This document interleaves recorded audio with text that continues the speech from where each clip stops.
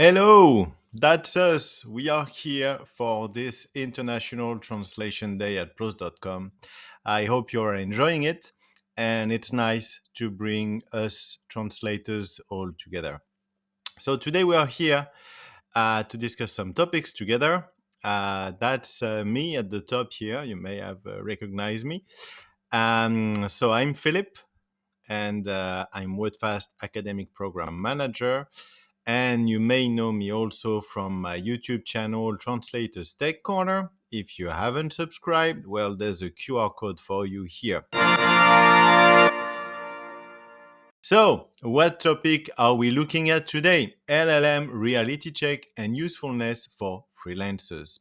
So, basically, we'll go into the pros and cons of the use of AI in general and LLMs especially, and see how we can use as freelancers. Are they beneficial to us? And what's the place of LLM in the industry at the moment, and what can happen in the future? First of all, we can see that AI can be fun. So here is a picture of my doggy as an example. So it was a beautiful day for my doggy. We gave her a huge bone, so she was delighted. So you see her fur is very black and it's uniformly lit. And there's a big stone in the background that I don't like. It's a cement stone and it's not great in the picture. So that's what you see here. So with AI, what can I do? I can add some star lighting on the fur of the dog. So you see how it's rounded around her fur. So it was greatly adapted. And the cement stone is gone. So I used black and white because I preferred that color for that particular picture. But you can see that generative AI in this case has very well blended with that picture. So for fun stuff, it can work well. And imagine people that work professionally and need to do an edit, for example, on a family photo album to make a picture nicer. You know, if somebody photobombed the picture or something like that, that's nice to have that kind of tools to edit that if they're used in a wholesome way. Should I say. What else can you do with AI? Well, you can do video creation. You can create full videos. If you're not too sure how to use these tools, you can just type in your script and a video will be created for you, even with voiceover if you want. Very good for a presentation if you don't know how to do it. You can use it for music creation. You can get old pictures and upscale them. You can do 3D generation engineering. They even do that for houses or rocket engines. So that's in the very early stages, but that's something that is being looked at the moment. You can use it for medical drugs, for optimizing transporter routes and vehicle use. You can speak with it. You can even make it your AI friend. So this has its own controversies. You can look at friend.com if you want. And for controversy, you can even speak with synthetic disease. It's possible with the current technology to get video capture of people that you love and that are deceased and make, robots so that you can have the impression of speaking with them. So this all has its own ethical considerations, but that's where the technology is at the moment. So, looking at LLMs, we hear that term. Are they really mysterious to us as translators? So, we talk about LLM when we talk about specialized AI that works with words. And LLM stands for large language models. And they are based on technology that has developed for machine translation.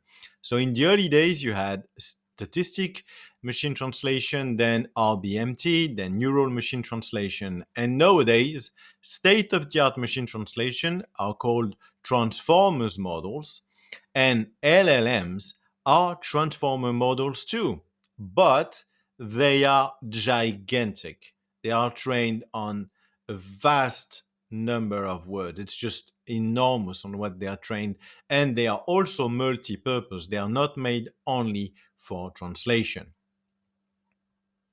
So this is a bit of what we'll discuss today.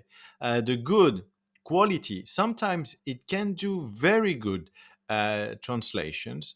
The variety is interesting because you can have it change its tone, work with inclusiveness and all that. It can be cheap compared to machine translation when you base it only on the number of words. And it has constant improvements at the moment. It hasn't peaked yet, but it is progressing rapidly. And as we will see, it can be used as your own mechanic to fix things in translations. Bad things, well, it can be slow. Another thing is that it changes frequently, so that sometimes the technology to connect it is hard to keep up with it. The pricing system is kind of hard to understand at first. It can be hard to set up. You need to think ahead if you are a company and want to use that. As we'll discuss, the pipelines require rebuilding if you want to use it in a company. If you need to use prompts, well, depending on the version of the AI you're using, maybe an old prompt that used to work will need revising. So that also can be a problem. And we all know the consequences of hype. It happened with machine translation and it is happening now with AI. So we know the consequences of that. And you may not know, but segmentation can lower the quality output of LLMs. And we have a category that is bonus bad, which is peak times. So if you connect on these things when most of the planet is up and connected to them, that is very problematic. That will be slow. You will have a wait time. And also, some of them work with number of boosts. So when you are done with your boost, then you go back to the bottom of the queue and you have to wait to get an output. The ugly, and we'll get into that, is power consumption. You also have the psychological impact in some customers, which is the same as MT. Some people think that because now that's out, we don't need human translators anymore, which of course isn't true, but some people think that, and that's a problem. You also have privacy issues, content ownership issues. We'll get into that a bit as well. Ethical problems that we discussed in the introduction, like the resurrection chatbot. And most valuable content will be behind a payroll or a login. And I initially wrote that slide uh, in May of this year, and this has gone far worse now that we are talking about it at the moment. Of course, we have issues with deepfakes, synthetic data, and translation reliability. So we'll talk about the case of a judge. So let's go ahead. So some states, that's an example of when using machine translation or LLMs. It's been proposed for emergency messages that are sent to the population, where there's, for example, a big catastrophe. Well, in some countries, like here, ruled by the Federal Commission, they decided that they will not use machine translation because it is such an important message that they want humans to check the text and make sure it will be fully understood by the population that is affected by the upcoming calamity. So that's interesting. Now, another one that is a bit strange. So you have the QR code if you want to check the articles or save them for later. So an employment judge dreaded AI. Well, in Nevada state, USA paid Google to develop a technology to treat unemployment appeals and issue a ruling in minutes. Well, this news came out recently, and this is dystopian to say the least. Do you want an AI to decide if you are eligible for unemployment or not, for unemployment benefits or not? That's questionable, isn't it? Now, looking at the power consumption. So, there is power consumption at every stage of using AI. And we need to know about that because that is having an influence right now. The influence will grow bigger as time goes by. the power consumption in the pre-processing, which is 30%, which is when you collect and prepare data for machine learning. Then you've got the training. So basically, you need to use a supercomputer and train your model with all this massive amount of data that you have collected before. And then the remaining 40% is when you are serving the results to people using your AI tool. So, for example, the University of Washington research shows that hundreds of millions of queries on ChatGPT can cost the equivalent energy consumed by 33,000 US households. And that was last year. While preparing this video, OpenAI released a new model working with some novel strategies allowing for better results. This involves thinking about the problem to solve several times.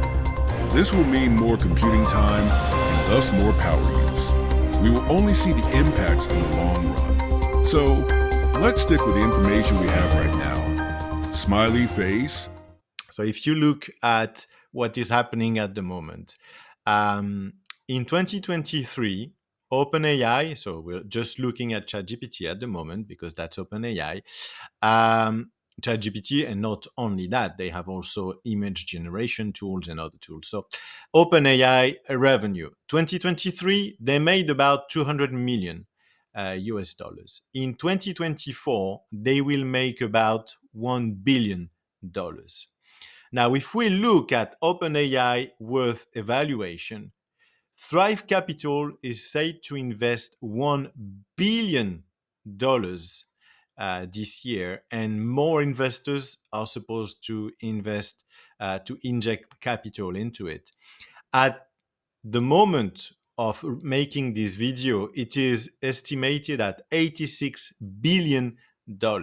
And after the 2024 investment round, it should be valued at $110 billion. Now, if you compare that to the revenue, you have a company that's worth 110 billion and that is making only 1 billion in revenue. So it's running on investment. And why? Well, you've got research and then you have to pay the electricity and water bill. So, for example, in Goodyear, Arizona, which faces a water shortage, Microsoft data centers are expected to consume more than 50 million gallons of drinking water every year. So all the first citations here, all the first quotes are from Time. So if you want, you can scan that.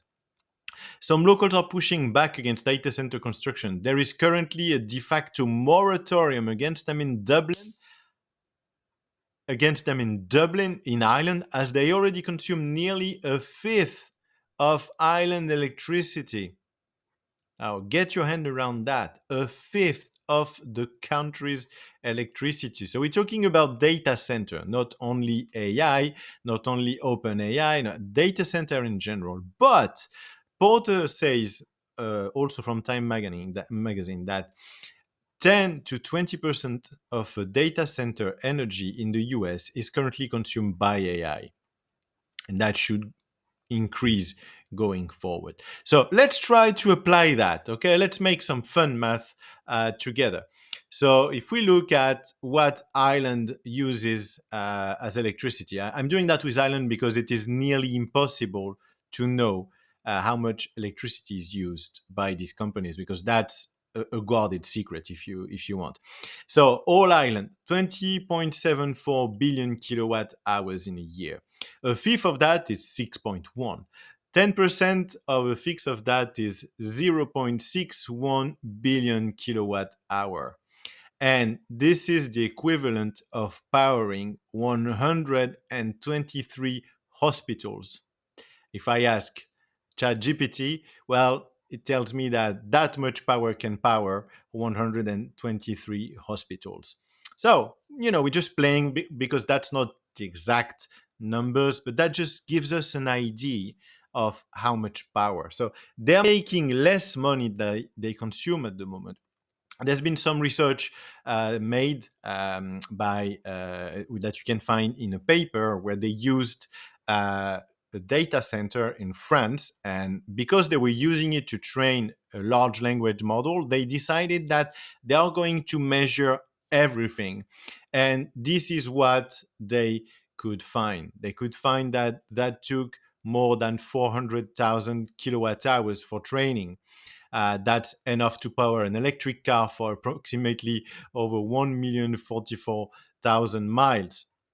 And that's equal to the power consumption for a day of Monaco or Aspen, Colorado, Napa, California, or Marbella, Spain. Okay, now that's a lot. And there's also the output of carbon, and that's only for the training of the model, not collecting the data, not serving the results to the consumers. So there is a real problem for the environment as these things will grow, because we need more power, and that's going to make a stress on the power grid, and that means we need more ways to produce power, and producing green power is not always easy. So we'll see how this goes, but that's an ongoing problem that is going to rise. And that means that for the moment and for a while, all these tools will consume more money than they are making. So, to try to mitigate power consumption, one strategy has been to develop chips that are more power efficient. So, that's a good idea. That's what is done. And we also see those little by little coming into our devices. We'll talk about this. But that's one mitigation that has been tried at the moment. So, as we said, at the moment, there is no return on investment. That is supposed to happen later. Let's talk about the hype consequences. That's the same as what happened with machine translation before when it became good. So, we saw that. Hype around MT, and people were saying, well, translators are going to disappear because of machine translation, and we know that this didn't happen. It had an impact on translation because more people and more companies started to use machine translation, but you still need human translators, especially for critical, confidential jobs and those that need good writing skills. And it's the same with large language. So also we talked about the chips, so AI chips coming into our devices. So there's been a big talk about the hype around laptops that have the new Snapdragon chips. Well, it's been a bit of a bust. They have great battery life, they enjoy great webcam, but then that's about it. The technology to make use of this AI power and make a computer help the user because of that specific chip does not exist yet. That technology or um, that software hasn't been created yet. They are most useful on smartphones.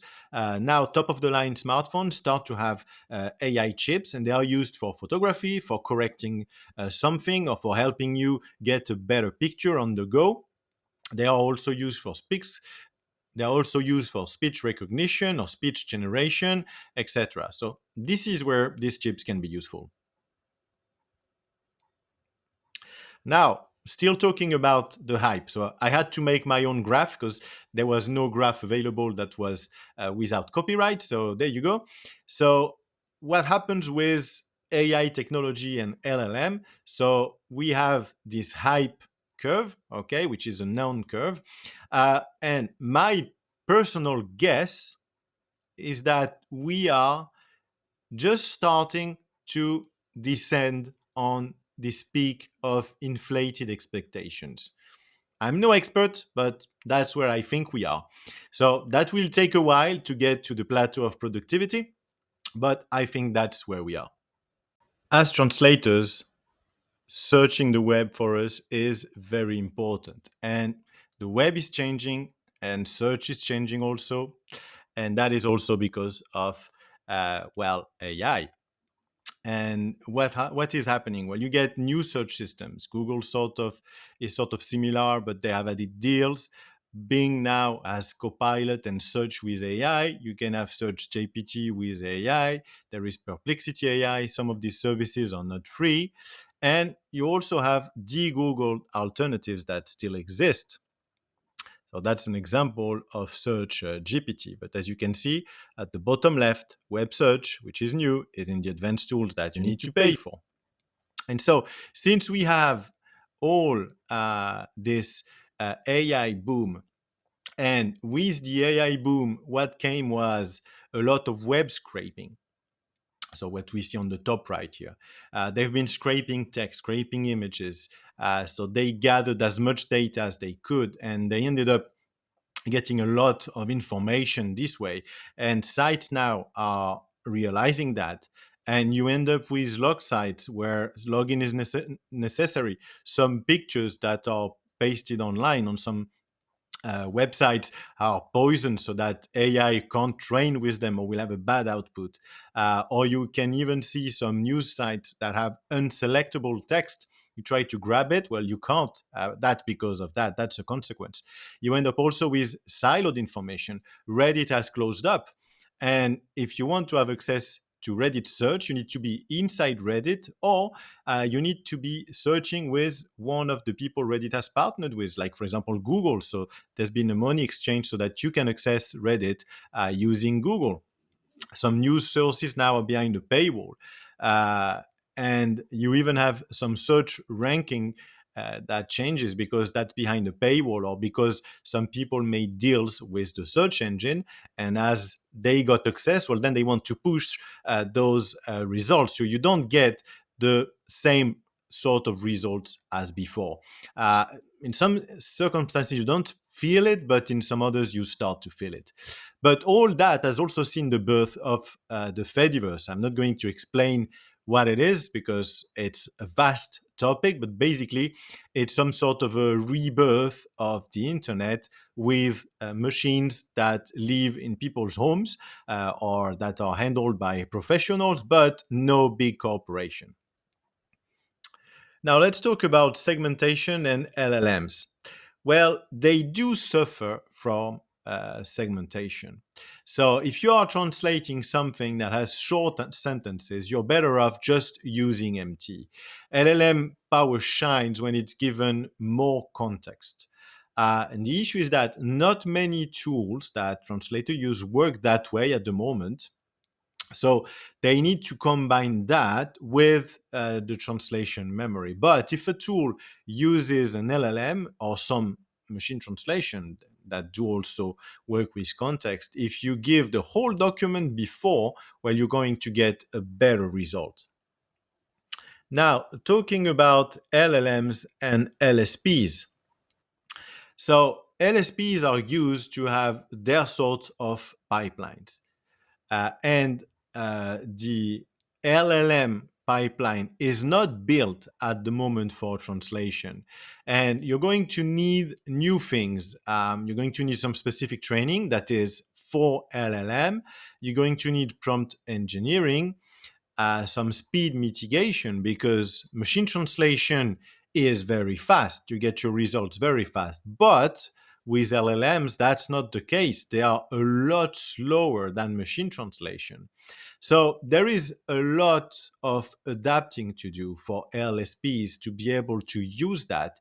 And that's harder when you get to the higher levels because they're going to need to build some completely new infrastructures in their business system if they want to use that kind of tools. It's hard to ensure confidentiality when you're using that kind of big tech system. They are better when you give them context, like we said, but also with a glossary and all that. So this is all hard to set up and operate. So the LSP acceptance is expected to be slow, and that's good for human translators. So we can truly say that's no news, but we can truly say that the human translator still needs to be at the heart of the translation process. And just this week, I can give you an example of that. Just this week, somebody was supposed to come by my house and they was going to go to a shop, and I needed them to bring me something. And I couldn't remember the name of it in Portuguese. I searched the web, and where was the answer? On prose.com. They were the only ones that nailed the translation. So that tells you that human translators are still very much needed.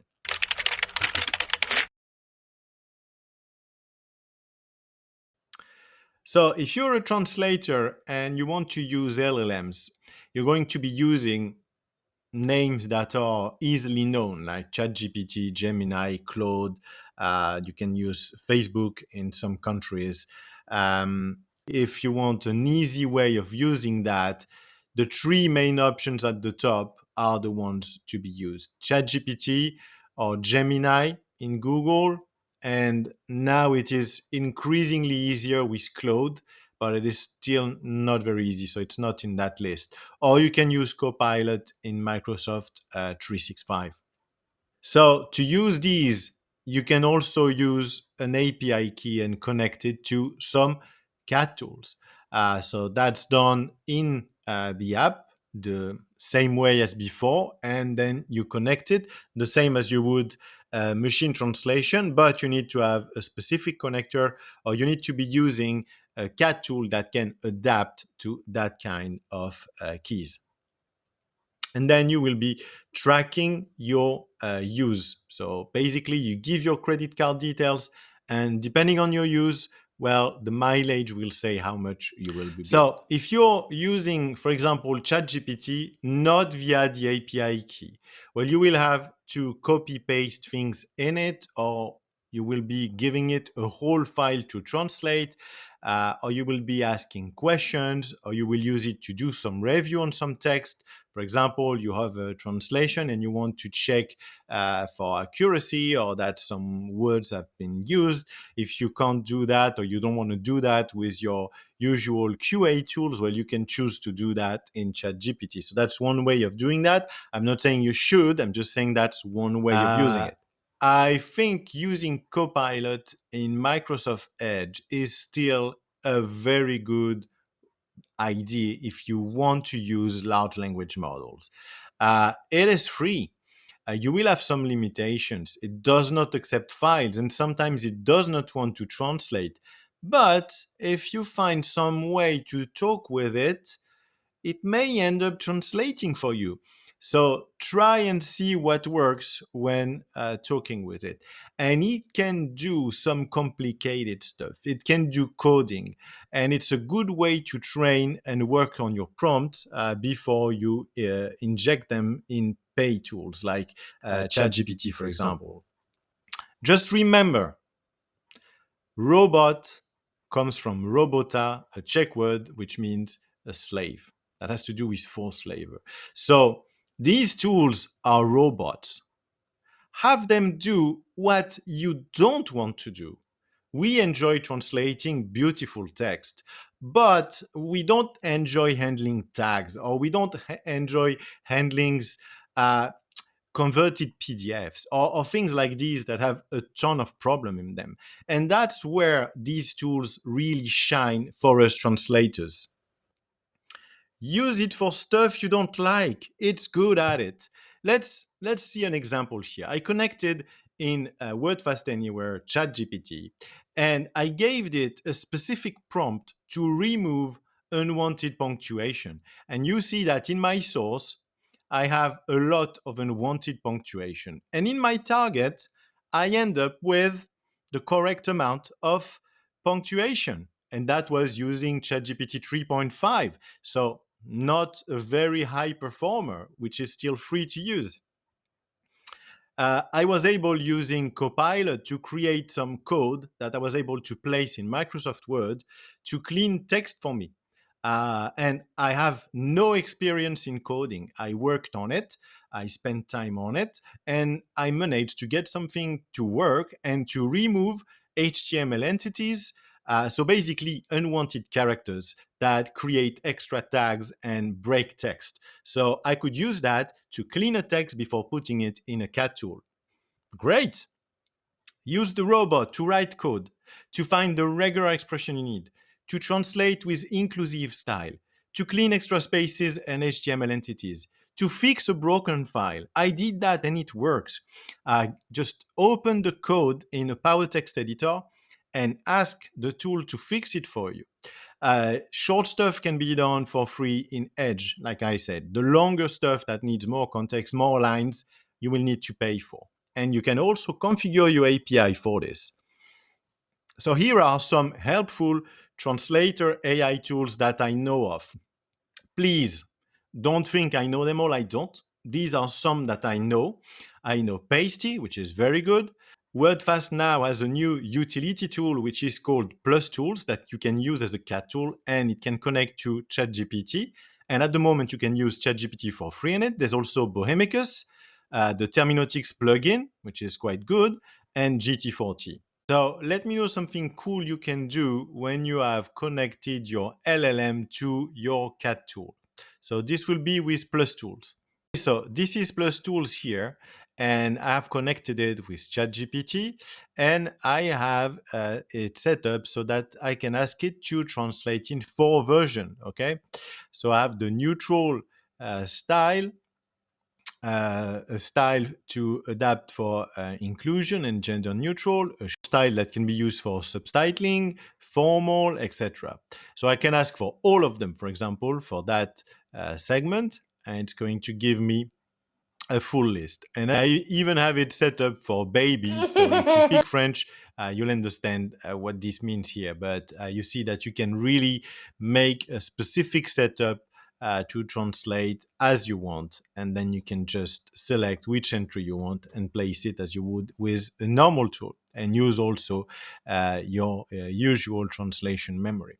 So that's some fun stuff and useful things that you can do with LLMs. If you set them up as specifically for a specific need you have, well, that's something you can do with prompting, adding prompts to your LLM, and that will give you special output, just like you saw here. So, on which road will this AI boom take us? Well, I don't know. But what I sure know is that I would enjoy very much if you did subscribe to my channel on YouTube. So make sure you do that. If you haven't done it, uh, use this QR code and check this out. And I hope this journey has been useful to you and that you learned something. And if you're like me, I love to learn new stuff. So I'm sure we'll know more after this International Translation Day than when we started it. All the best to you all.